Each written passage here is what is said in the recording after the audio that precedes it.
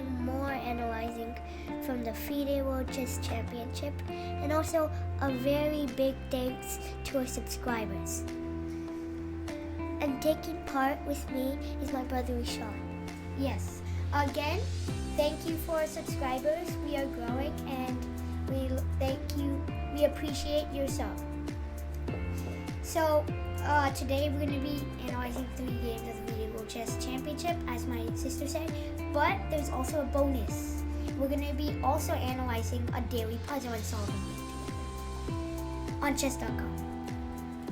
And so there's one thing also we wanted to talk about was major events that are happening in the future and right now, and tournaments that we are going to be taking place that's in our home state, Wisconsin.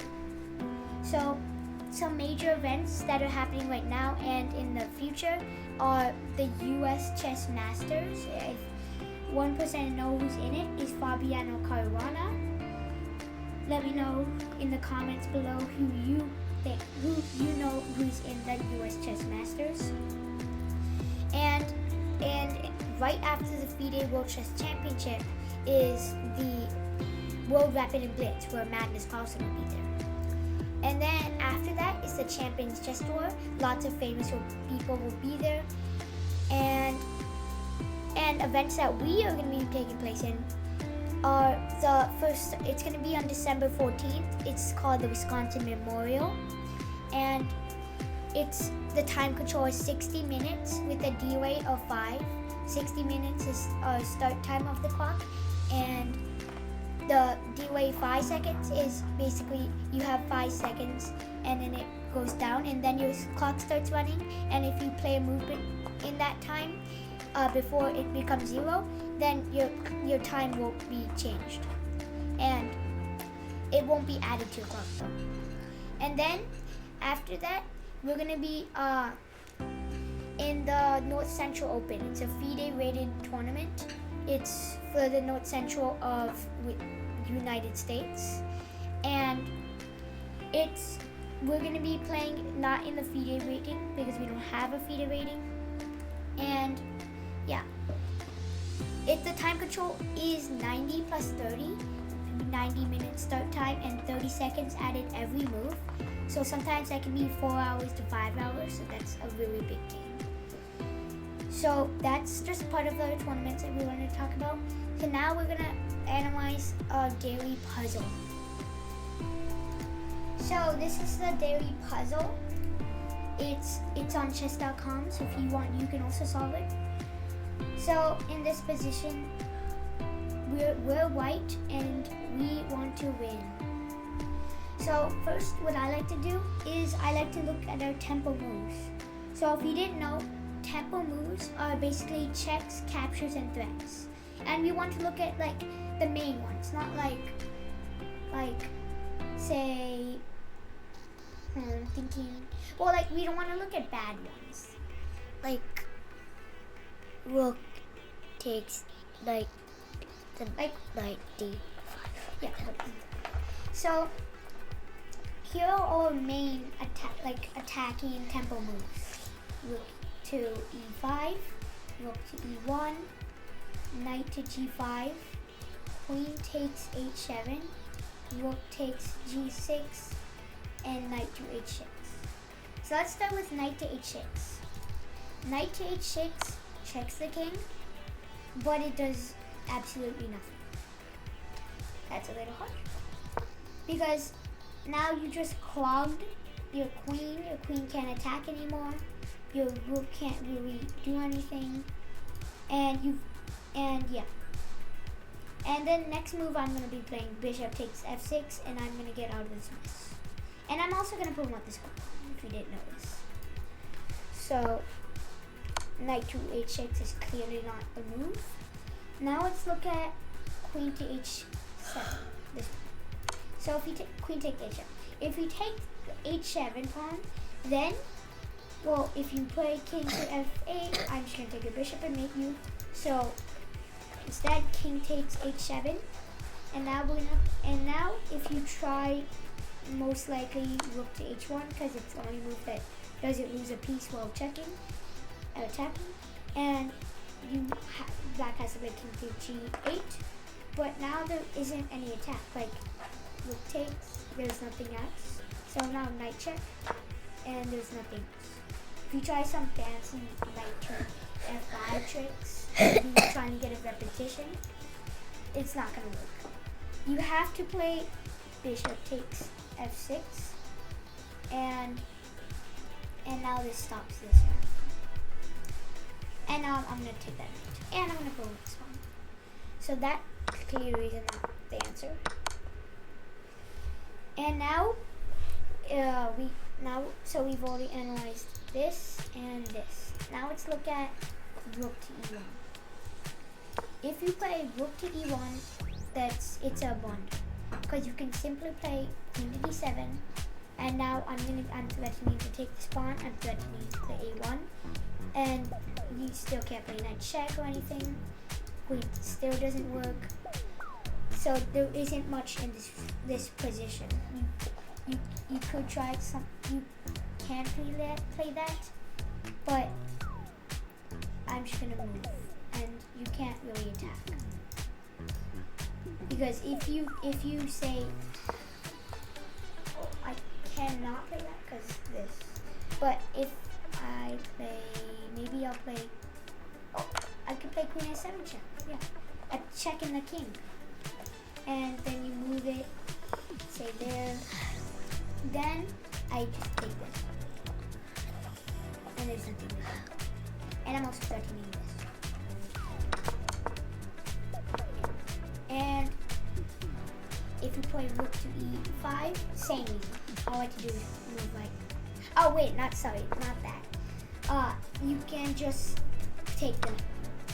That's just a free knight. So now there's rook takes, and yeah, knight to d4, I think, yeah. Oh no, we didn't have knight to d4. Yeah, there's just this. So now we have rook takes d6, and now let's see what happens. First let's analyze what happens if you take with the f. If you take with the f pawn, then here these are the tempo moves we have. Queen takes h7 that are attacking at least, and knight here. This you can just back up. Well, not there, but maybe like here and stop anything happening. So maybe not knight here. And so these are two attacks. There's also rook here, but that doesn't. Rook to h1 does not work. Rook to h1 does not work because rook to h1 and then this. And if you decide to move here, I'm going to promote my queen and mate you.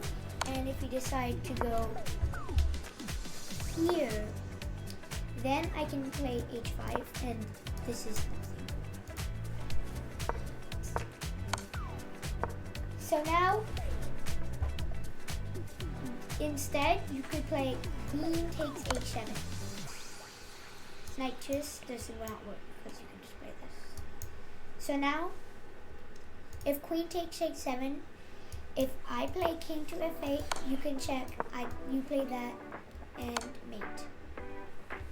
So that does not work. And if so now if I take, I'm gonna let you solve this. Comment in the description below. What do you think the move is?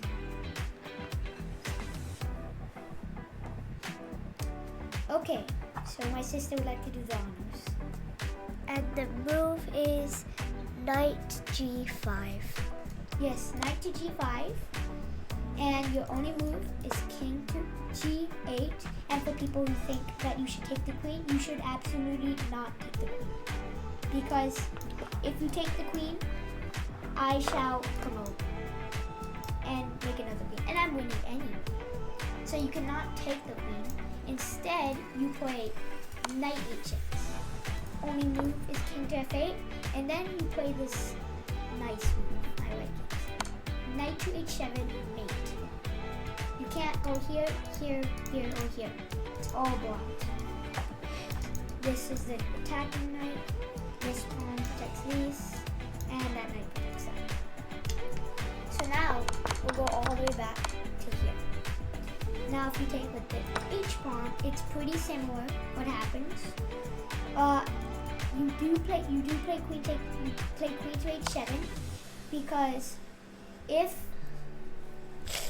you have to play queen to H7 because if you take here, then king takes H8 and then rook to H1, and the chemistry does not exactly work. It's kind of like the other situation we had, but you had to take this, and there's no bishop because you took it. But if you did that without taking the bishop, queen check, king takes, knight check. Now the king can't come back. King here and knight check, king here and knight mate. So yeah, that's the daily puzzle. And yeah, same thing if you had taken the queen. Because if you took the queen, you wouldn't have able to do this knight g5 check, which is very important. Also the square would be open. So now we're gonna be analyzing a recap of the games of 4, 5, and 6 of the Fide World Chess Championship in just a moment. So this is the game. It's Gukesh is black and Ding is white. And so just so you know, just telling about the time control, both players start with 2 hours, and after 40 moves, each player gets 30 minutes and 30 seconds increment. So yes. So now let's start our analysis. So Ding plays knight to f3, and Gukesh plays d5, and then e3, and knight to f6, and b3. Now this is the reti opening, and it looks a little weird, but the idea of b3 is not what you think. Bishop to f5 and bishop to e2. Sorry, and then h6. I don't really understand h6, but it could mean for trying for g5 and maybe g4 and kicking the knight. And then bishop e3. So this is the reason he played b3, to play bishop to e3, and now bishop to a3 stops the, if you push this pawn right now, I'm gonna take that bishop, and you can't cancel kingside. So and then I can get all my pawns ready to attack for the castles. So now he plays knight to d7. Now he's protecting his bishop, but now he has to spend a move taking the bishop and coming back to castle. So that's one of the moves.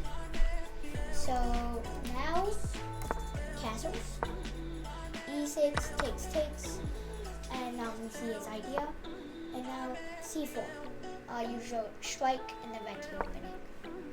Knight to d7 and knight to c3. Castles, c takes d5 and e takes d5, and b4. c6,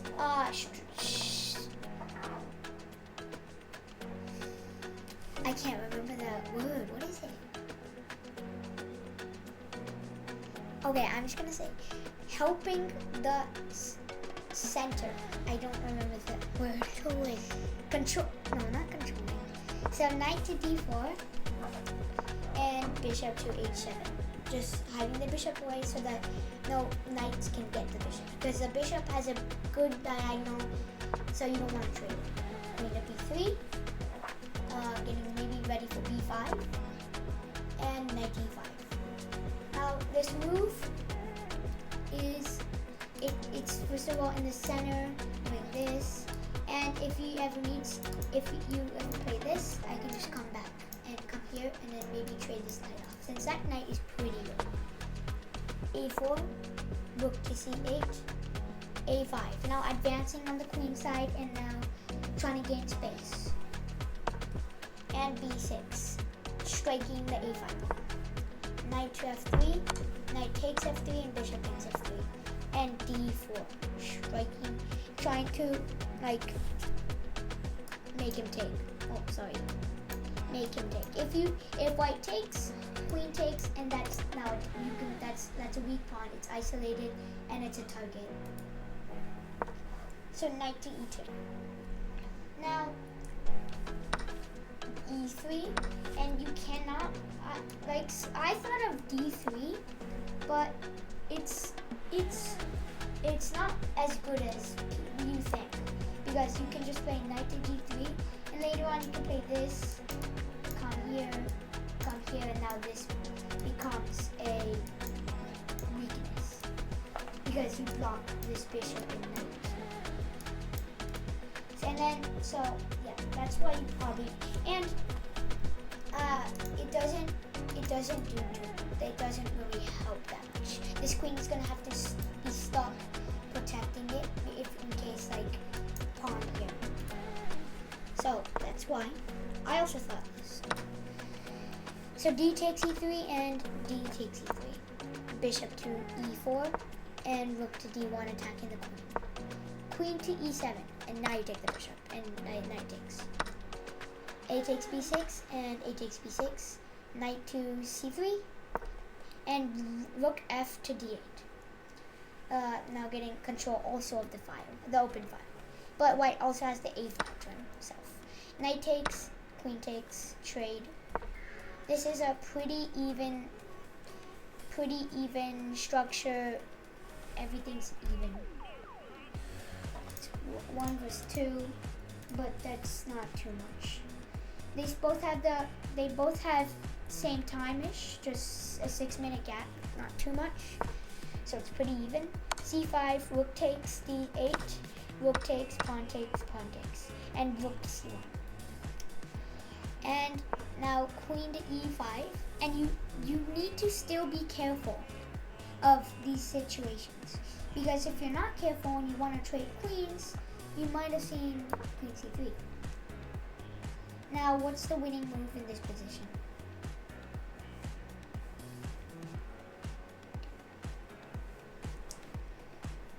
So the answer is rook to d1. So number 1, the king cannot come here, so that's blocked. So basically it's a pawn right here, and you have to take now, and I would take this queen, and I'm winning. So that's why. So that's why Ding played queen to c2 and rook to d5, protecting his c5 pawn. And g3 and f5, we're making some space. And king to g2, king to h7, getting off the back rank. Queen to c4, queen to d6, e4, rook to e5, e takes f5, rook takes f5, and queen to e4. And now they want to trade. King to f3 and king to g6, king to e4, and this was a repetition. Also, if he wanted to try this, he can play this.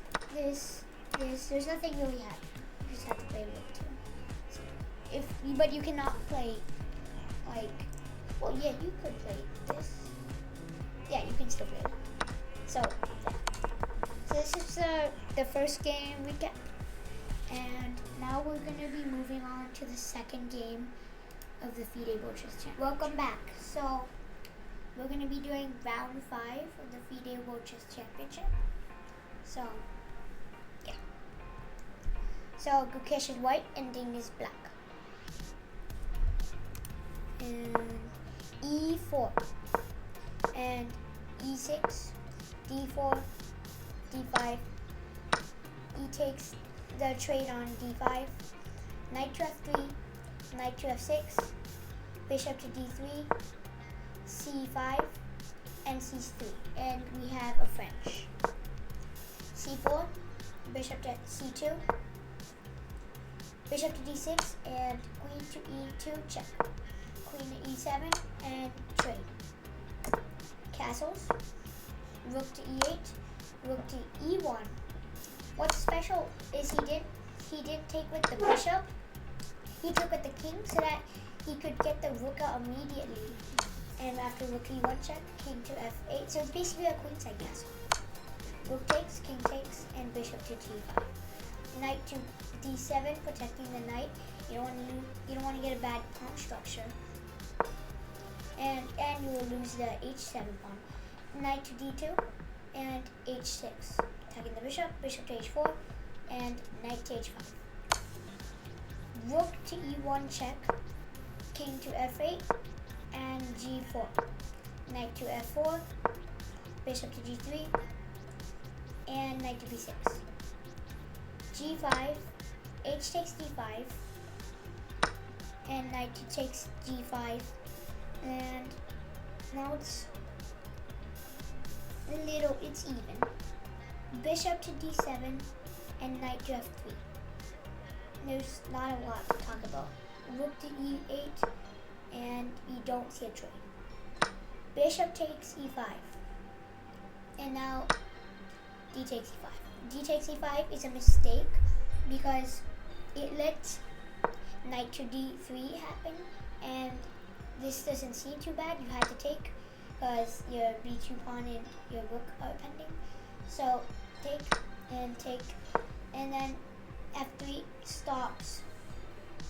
Well, f3 stops any bishop g4 business, and knight to c4. And now you have to trade because if you don't want to lose your b2 pawn, so trade, and now he has a protected pass pawn that's on d3.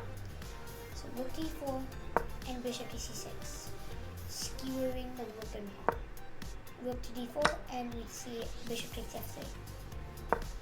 King to f2, attacking the bishop, and bishop c6. Bishop c6 is pretty interesting because maybe come back, and then he can't take this because then you can push and queen. So bishop c6 was interesting because then it just drops the c4 pawn.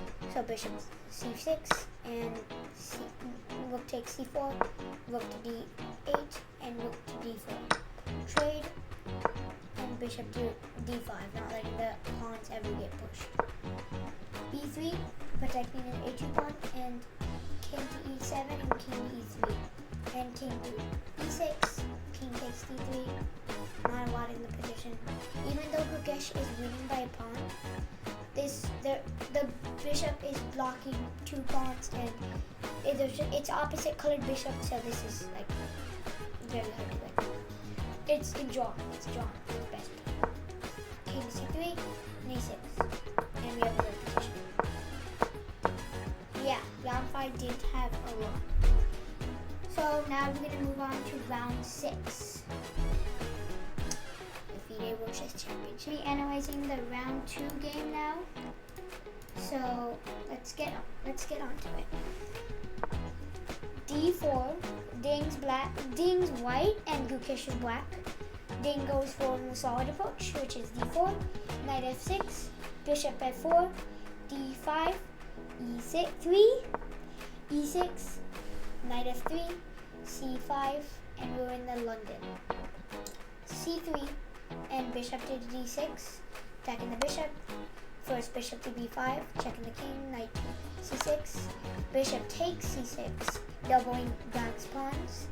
Bishop takes, queen takes, lots of trades happening, and queen to a4, putting pressure on c6. Castles, and queen to a3, not letting c takes d4. So now knight to e4, protecting the c5 pawn, only need to protect it. And knight to d2, trying to distract the knight into taking, so that I can take the c5 pawn. e5, knight takes, pawn takes, and queen takes c5. Queen to g6, the only move, attacking the g2 pawn, and it's a tempo. So now you have to spend a move, looking at this pawn, and so knight to d2.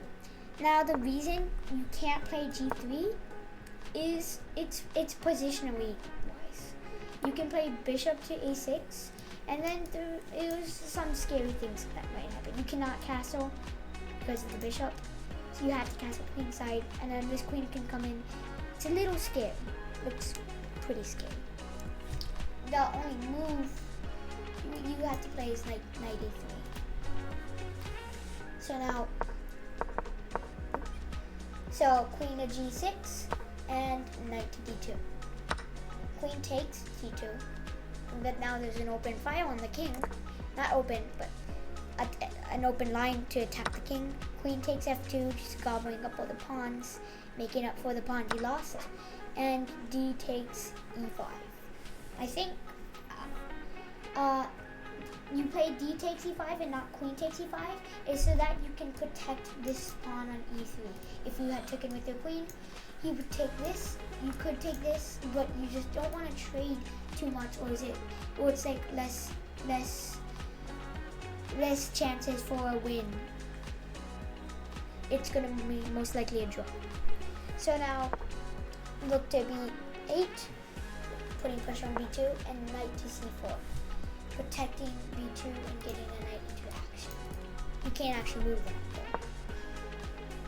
Bishop to e6, attacking the knight, trying to remove the knight, the defender of b2, and rook to d2, the only move that's decent. And you have to move the queen because it's tempo, and rook to e1, moving out of the queen's eyes. Bishop takes, queen takes, and queen to f5, attacking the e5 pawn, which queen takes c6, gobbling up the c6 pawn, and queen takes e5, gobbling up the e5 pawn. Queen to d5, and now Ding's asking Gukesh, do you want to trade queens? And Gukesh happily says no. And Ding asks again, queen d6. Basically, if they traded, the more you trade, the more it's likely it's going to be a draw.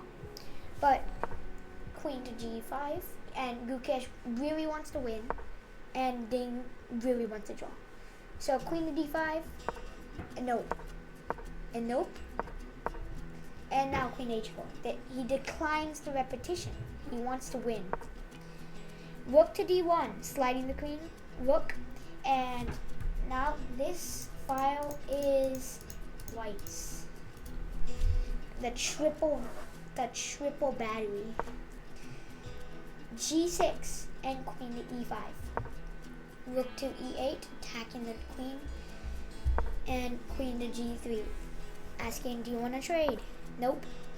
That's what Gukesh is. Queen to f4 and queen to a5, attacking the a2 pawn and a3. Queen to b5, maybe getting ready to play rook to b8, and rook to d4, attacking the e4 pawn. Now you would not like to play rook to b8 now, because rook to b4, it's a tempo.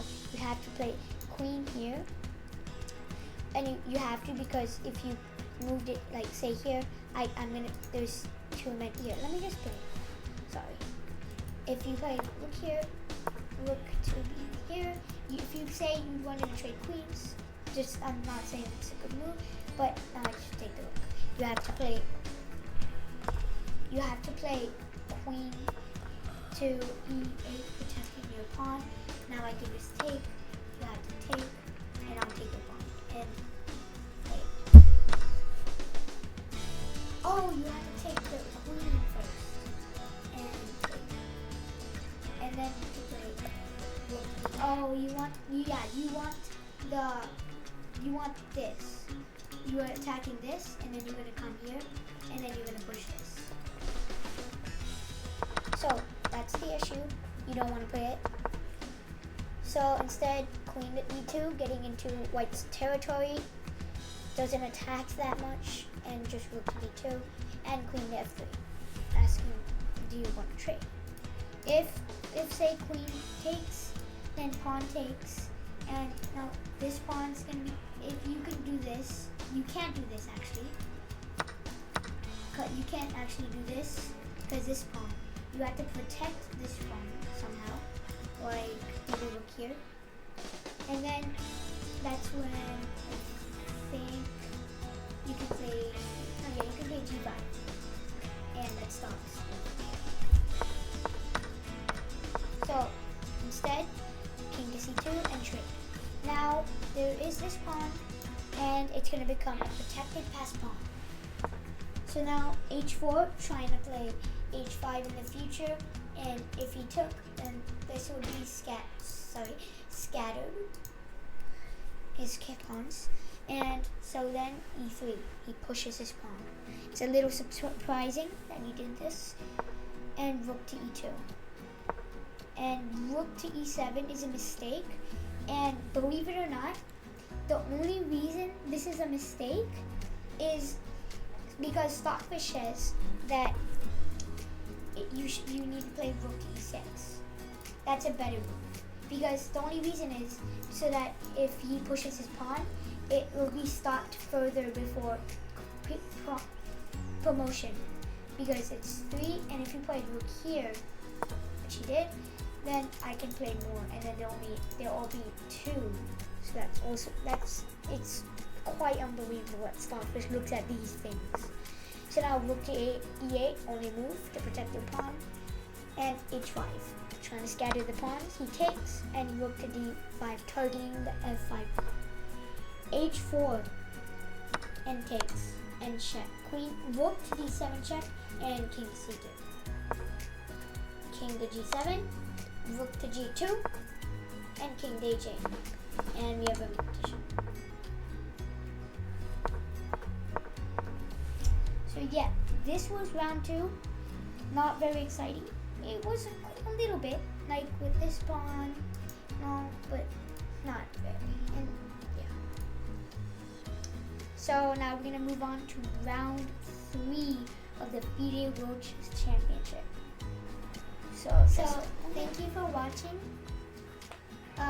So this was we were doing all 3 games, analyzing, and we were doing the daily puzzle, and we were going to be reporting the next rest day. So see you then, and comment if you have any questions. Subscribe and like. So like and subscribe. Bye. Bye. Bye.